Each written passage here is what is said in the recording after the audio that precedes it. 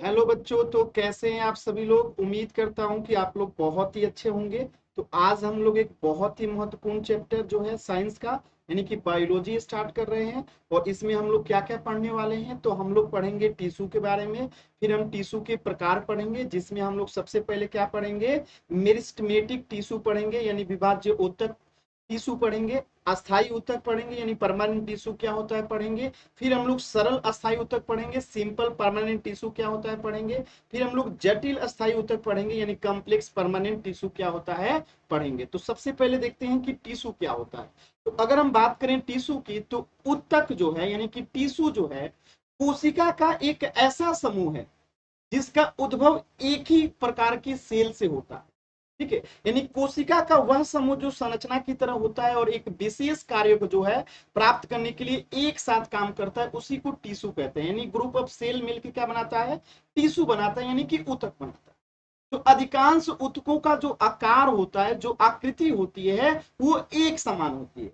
यानी कि एक समान आकृति वाली वे कोशिकाएं जो आकृति में एक समान होती हैं और किसी कार्य को एक साथ संपन्न करती हैं, तो उसी के समूह को क्या कहते हैं हम लोग, एक ऊतक का निर्माण करती हैं यानी एक टिश्यू का निर्माण करती हैं। तो आप सभी बच्चों को समझ में आ गया होगा कि टिश्यू क्या होता है, ऊतक क्या होता है। यानी group of cell that are like a structure and work together to achieve a particular function is called tissue.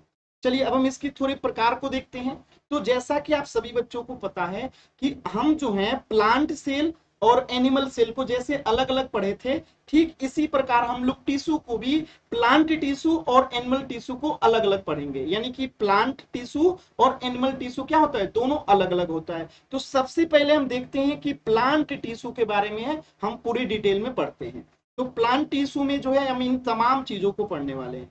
तो प्लांट टिश्यू जो है दो प्रकार के वर्गीकरण करेंगे हम। पहले पहले इसको हम करेंगे मेरिस्टेमेटिक टिश्यूज के कैटेगरी में यानी विभाज्य ऊतक। ठीक है, और उसके बाद हम लोग अस्थायी ऊतक यानी परमानेंट टिश्यू के रूप में इसको कैटेगराइज करेंगे। तो सबसे पहले हम क्या देख लेते हैं, मेरिस्टेमेटिक टिश्यू के बारे में पढ़ लेते हैं कि मेरिस्टेमेटिक टिश्यू जो होता है यानी विभाज्य ऊतक जो ऊतक होता है, ये क्या होता है। तो इसको अगर थोड़ा सा आप समझेंगे सरल शब्दों में, अगर आसान शब्दों में मैं आपको बताऊं, तो मेरिस्टेमेटिक ऊतक जो है पौधों में देखे जाते हैं। पहली बात कि ये पौधों में पाए जाते हैं और ये मुख्य रूप से तेजी से विभाजित होने वाली कोशिकाओं से बने होते हैं। वे पौधे के बढ़ते ऊतक होते हैं। अगर इसको सरल शब्दों में कहूं, तो जो मेरिस्टेमेटिक टिश्यू होता है उसका मुख्य कार्य क्या होता है, कोशिका विभाजन करना। यानी ये निरंतर लगातार जो है नई कोशिकाओं का निर्माण करता है। ठीक है, ये लगातार सेल डिवीजन करता रहता है, लगातार नई कोशिका का निर्माण करता रहता है। ठीक है, तो कोशिकाएं विभाजित होकर क्या करती हैं, पौधों की लंबाई और मोटाई को बढ़ाने में जो है सहायक होती है। तो जो ये मेरिस्टेमेटिक टिश्यू होती है, इसका मेन काम क्या है, पौधों की लंबाई और मोटाई के बढ़ाने में सहायक होती है। जैसे मैं एक यहाँ पे एक पौधा बना देता हूं, ध्यान से समझिएगा। ठीक है, ये एक पौधा है तो ध्यान से समझिएगा, ये एक छोटा सा पौधा है। अगर इसे बड़ा होना होगा तो इसको लंबाई भी इसके ऊपर से जाएगी, नीचे से भी इसकी लंबाई बढ़ेगी, इधर से चौड़ाई भी बढ़ेगी। तो ये सारा कार्य किसके द्वारा होता है, मेरिस्टेमेटिक टिश्यू के द्वारा होता है। यानी एक पौधे की लंबाई और मोटाई को बढ़ाने में कौन सहायक होता है, मेरिस्टेमेटिक टिश्यू जो है सहायक होती है। तो मेरिस्टेमेटिक टिश्यू भी जो है ना, वो तीन प्रकार की होती है। एक को कहते हैं हम लोग शीर्षस्थ एपिकल मेरिस्टेमेटिक टिश्यू, दूसरी को कहते हैं अंतविष्ट इंटरकैलरी मेरिस्टेमेटिक टिश्यू, और तीसरे को कहते हैं पार्श्व यानी कि lateral meristematic tissue. One by one तीनों को समझते हैं। ये जो है मेरिस्टेमेटिक टिश्यू का ही तीन प्रकार है, जिसमें से हम पहले की अगर बात करें, एपिकल की, यानी कि एपिकल मेरिस्टेमेटिक टिश्यू का क्या काम होता है, तो सरल शब्दों में मैं एक आकृति के द्वारा, एक पौधे की आकृति के द्वारा तीनों की मैं बातें स्पष्ट करूंगा, पहले शब्दों में समझते हैं। तो अगर हम बात करें एपिकल मेरिस्टेमेटिक पौधे के क्या होते हैं, प्रो प्रो यानी कि एपेक्स। ठीक है, यानी कि जो एक पौधे का टॉप होता है, टिप ऑफ द पॉइंट होता है। जैसे अगर मैं यहाँ पे एक पेड़ बना देता हूँ, ये पेड़ जैसा आपको दिखेगा नहीं, लेकिन जस्ट इमेजिन करना है कि ये एक पेड़ है। ठीक है, ये क्या है, एक पेड़ है, इसके ये रूट्स हैं जो भूमि के अंदर होते हैं, ये इसके रूट्स है। तो जो इसके टिप होता है, जो इसका टिप होता है, मान लेते हैं ये टिप है, प्लांट का क्या है, सबसे ऊपर वाला छोर है। तो इसको जो है ये इधर से, ठीक है, इधर से भी बढ़ेगा, और ये जो नीचे में रूट्स है, ये इसके इधर भी नीचे रूट्स में अंदर बढ़ता रहता है। ठीक है। तो जो ये शीर्षस्थ एपिकल जो होता है, ये जो कोशी टिश्यू होती है, ये जड़ और तने के शीर्ष भाग में पाया जाता है। तो ये पेड़ का जो शीर्ष भाग होता है, एक तो यहाँ पाया जाता है और दूसरा जड़ के जो शीर्ष पार्ट है यहाँ पे। ठीक है, यानी जड़ के शीर्ष पार्ट पे भी जो है ये पाया जाता है, यानी यहाँ पे। ठीक है, जो ये मैं मार्क कर रहा हूं, यहाँ पे जो है ये जड़ के और पेड़ के जो शीर्ष होता है, यानी टॉप और बॉटम के जो शीर्ष होता है, ये दोनों पे जो है क्या पाया जाता है, एपिकल मेरिस्टेम टिश्यू जो है पाया जाता है। अब इसका मेन काम क्या होता है, तो पौधे की लंबाई दोनों तरफ से बढ़ती है, यानी एक ऊपर से भी बढ़ती है और एक नीचे से भी जो है रूट्स के माध्यम से भी इसकी लंबाई बढ़ती जाती है। तो ये ऊतक जो होता है, शीर्षस्थ एपिकल टिश्यू जो होता है, ये क्या करता है, तो इसके द्वारा पौधे की लंबाई में वृद्धि होती है, एक ऊपर से और एक नीचे से। तो ये ऊतक जो है क्या करता है, ये मेरिस्टेमेटिक के द्वारा प्राथमिक इसका कार्य है। ठीक है, मेरिस्टेमेटिक टिश्यू का ये प्राथमिक कार्य है। ठीक है, दूसरी अगर हम बात करें अंतविष्ट मेरिस्टेमेटिक टिश्यू का, यानी इंटरकलरी टिश्यू का, तो इसका कार्य क्या होता है, तो इसको थोड़ा सा ध्यान से समझिएगा। ये पत्ती के आधार और इंट्रानोड क्षेत्र, पहले मैं इंट्रानोड क्षेत्र समझाता हूं। जैसे कि आप एक पेड़ को ऐसे समझिएगा। ठीक है, जैसे आप इसको समझिएगा कि ये एक पेड़ है। ठीक है, एक पेड़ है। अब इस पेड़ में जो है कुछ शाखाएं निकलेंगी, जैसे कुछ शाखाएं निकल रही है, जैसे एक शाखा यहां से निकल गया और यहाँ पे एक पत्ता लग गया। ठीक है, एक शाखा यहां से निकल गया और यहाँ पे जो है एक पत्ता लग गया। ठीक है, यानी इसकी टहनी शाखाएं जो निकल रही है, तो इन शाखाओं के मध्य में जो ये जो होता है ना, जहां से शाखा निकलती है, जहां से नया ब्रांचेस निकलती हैं, इसे हम नोड कहते हैं। क्या कहते हैं, नोड कहते हैं। ठीक है, और इसके बीच वाले क्षेत्र को ही, इस बीच वाले क्षेत्र को ही, जिसे मैं अब ग्रीन कर रहा, जिसे मैं अभी क्या कर रहा हूं, येलो कर रहा हूं, जिसे मैंने अभी येलो किया, इस बीच वाले क्षेत्र को ही हम क्या कहते हैं, इंटरनोड क्षेत्र कहते हैं। तो जो ये इंटरकलरी मेरिस्टेमेटिक टिश्यू होता है, अंतःविष्ट जो टिश्यू होता है, वो कहां पाया जाता है, पेड़ के बीचों बीच में, जहां से शाखाएं निकलती हैं, यानी दो नोड के बीच में मौजूद होता है। अब ये क्या करता है, तो ये पेड़ को बीच से लंबाई बढ़ाता है, बीच से। अब आप देखिए, एक छोटा सा प्लांट अगर आप लगाते हो, तो जब वो बड़ा होगा तो वो केवल ऊपर से, यानी कि टिप ऑफ द पॉइंट, यानी जो मैंने अभी यहाँ पे शीर्षस्थ में बताया, एक तो ऊपर से बढ़ेगा, एक नीचे इसके रूट से बढ़ेगा, दूसरा वो कहां से बढ़ता है, वो बीच से भी बढ़ता है, वो बीच से भी बढ़ता है। तो ये दो शाखाओं के मध्य में जब आप प्लांट लगाते हो, दो टहनी के मध्य में, तो वो कम होता है। आप समय के साथ देखोगे कि दो टहनियों के बीच का जो मध्य की दूरी होती है, बीच की दूरी जो हो क्या हो जाती है, बढ़ जाती है। यानी कि ये इंटरनोड क्षेत्र में क्या करता है, गति करता है, यानी इसको बढ़ाने का काम करता है, वृद्धि का काम करता है। बस में सभी लोगों को ये बात क्लियर हो गया होगा कि इंटरकलरी मेरिस्टेमेटिक टिश्यू का काम क्या है, ये पत्ती के आधार, यानी अब देखिए यहां से अगर बात करें हम लोग, यहां से, ठीक है, और ये पत्ती है, तो इनके बीच में भी जो ये लंबाई बढ़ता है ना, ये भी इंटरनोड क्षेत्र के रूप में ही कहलाता है। तो इसके बीच की भी ये वृद्धि करने का काम करता है। तो ये मूल रूप से जो है घास के जो फसल होते हैं, जैसे चावल, मक्का, गन्ना, इन सभी की फसलों में जो है ये ज्यादा पाए जाते हैं। बस में तो ये था इंटरकलरी टिश्यू, यानी कि अंतःविष्ट ऊतक।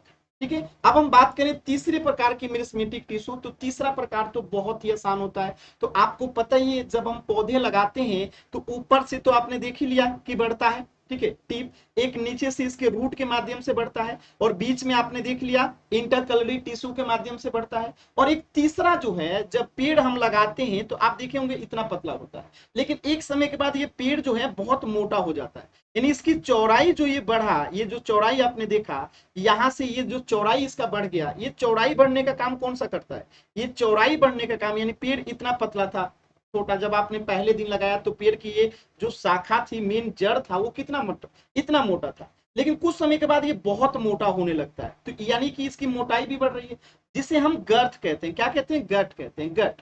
ठीक है, तो ये गट बढ़ने का कार्य कौन करता है, तो लेटरल मेरिस्टेमेटिक टिश्यू, यानी कि पार्श्व ऊतक करता है। यानी कि पार्श्व मेरिस्टेम तने की क्या करता है, पार्श्व की दीवारों पे मौजूद होता है, और वे पौधे के क्षैतिज विकास में जो मदद करता है। क्षैतिज विकास यानी चारों तरफ से क्या करता है, इसकी मोटाई फैल रही, यानी इसकी चौड़ाई बढ़ने में हेल्प करता है। ये पौधे की चौड़ाई में क्या करता है, वृद्धि करता है। तो अभी आपने क्या समझा, तो अभी आपने समझा जो चीजें मैं यहाँ पे आकृति के रूप में आपको समझाता हूँ। जैसे ये एक प्लांट है, प्लांट को देखिएगा, तो प्लांट का जो टिप ऑफ द पॉइंट होता है, यानी सबसे ऊपरी सिरा होता है, तो एक पौधा तो यहां से बढ़ता है ऊपर से, जिसे हम बोलते हैं एपिकल मेरिस्टेम। यानी कि शीर्षस्थ जो है क्या बोलेंगे इसको, विभाज्य ऊतक। ठीक है, विभाज्य ऊतक। अब यहाँ पे आपको समझने वाली बात है कि एक प्लांट तो इधर से बढ़ेगा और ये नीचे वाला जो रूट्स होता है ना, इधर से भी प्लांट बढ़ता है, तो इसे भी हम क्या कहेंगे, एपिकल मेरिस्टेम। यानी कि एक प्लांट की टिप ऑफ द पॉइंट सबसे ऊपरी छोर से बढ़ता है और एक रूट के नीचे जो टिप ऑफ द पॉइंट होता है रूट का, वहां से बढ़ता है, तो दोनों तरफ से बढ़ता है। तो यहाँ पे और नीचे बॉटम में क्या पाया जाएगा, एपिकल मेरिस्टेम, यानी कि शीर्षस्थ जो है विभाज्य ऊतक पाया जाएगा। अगर हम बात करें बीज का, तो ये देखिए यहाँ ये एक टहनी निकला और एक यहाँ से एक टहनी निकला। ठीक है, तो इनके बीच का जो ये क्षेत्र होता है ना, ये जो बढ़ता है ना, वो किसके वजह से बढ़ता है, इंटरकालरी मेरिस्टेम की वजह से, यानी अंतःविष्ट जो है विभाज्य ऊतक से वजह के कारण जो है ये बढ़ता है, यानी बीज से बढ़ता है। और फिर हम टहनी यानी जो पत्ता होता है, जैसे यहाँ पे पत्ता लगा हुआ है, तो इसके बीच की जो ये लंबाई बढ़ती है वो भी किसके वजह से बढ़ती है, इंटरकालरी मेरिस्टेम की वजह से, यानी अंतःविष्ट विभाज्य ऊतक की वजह से।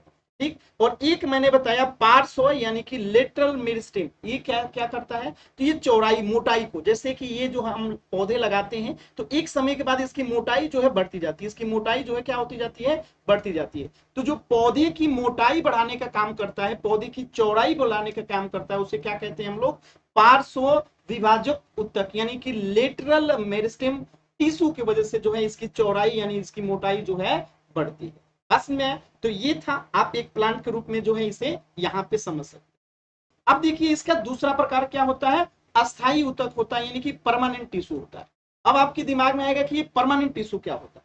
तो बच्चों जो परमानेंट टिश्यू है ये मेरिस्टेमेटिक सेल्स हैं, यानी जो डिवाइड करने की क्षमता खो देते हैं ना, यानी ऐसे मेरिस्टेमेटिक सेल्स जिसके अंदर क्षमता खत्म हो गया डिवाइड करने का, यानी जिसके वजह से ये क्या कर रहे थे, ग्रो कर रहे थे, मेरिस्टेमेटिक जो टिश्यू था उसी की वजह से ग्रो कर रहे थे, अब उसके अंदर वो कैपेसिटी नहीं रहा। जब ये मेरिस्टेमेटिक टिश्यू के रूप में था तो ये गतिशील काम कर रहा था, यानी ऊपर से बढ़ रहा था, नीचे से बढ़ रहा था। लेकिन जब इसके अंदर क्या आ जाता है, यानी कि ये जो है अपनी मेरिस्टेमेटिक सेल्स की जो क्षमता थी अगर वो खो देता है, इसके अंदर डिवाइड करने की क्षमता यानी कि खत्म हो जाती है, यानी कि अब वो डिवीजन नहीं कर पाएगा, अब वो डिवाइड नहीं करेगा, यानी कि वो ग्रो नहीं करेगा।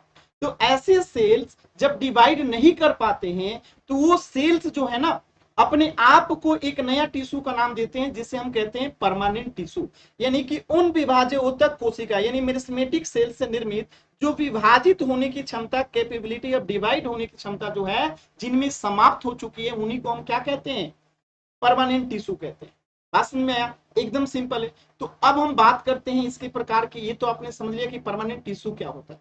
अब हम इसके अगर प्रकार की बात करें तो आप देखेंगे परमानेंट टिश्यू भी दो प्रकार का होता है, एक होता है सरल अस्थायी ऊतक यानी सिंपल परमानेंट टिश्यू, और एक होता है जटिल अस्थायी ऊतक यानी कि कॉम्प्लेक्स परमानेंट टिश्यू। तो अगर मैं इसमें अगर थोड़ा सा बारीक सा अंतर अगर आपको बता दूं थोड़ा सा, ठीक है, तो अगर अस्थायी में थोड़ा सा आपने अभी मैंने कुछ पॉइंट बताया क्या, कि ये एक निश्चित आकार होता है, ये जीवित कोशिका भी हो सकती है और मृत कोशिका भी हो सकती है परमानेंट टिश्यू में।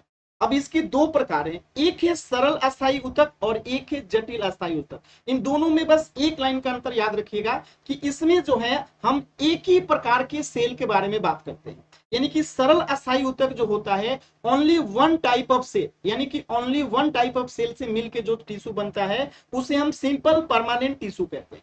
और यहाँ पे जो है एक से अधिक प्रकार के सेल मिलके जो है कॉम्प्लेक्स परमानेंट टिश्यू का निर्माण करते हैं, तो इसे हम बाद में पढ़ेंगे। सबसे पहले क्या पढ़ते हैं, सरल अस्थायी ऊतक।